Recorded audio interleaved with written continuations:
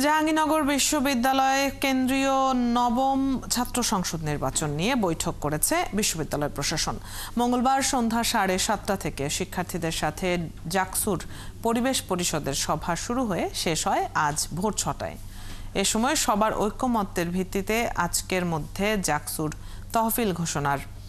তফসিল ঘোষণার সিদ্ধান্ত হয়। এর আগে 1 ফেব্রুয়ারি জাকসু নির্বাচনের তফসিল ঘোষণার কথা থাকলেও জাকসুর সংস্কার ইস্যুতে ছাত্র দলের দাবির মুখে তা ঘোষণা করেনি বিশ্ববিদ্যালয় প্রশাসন।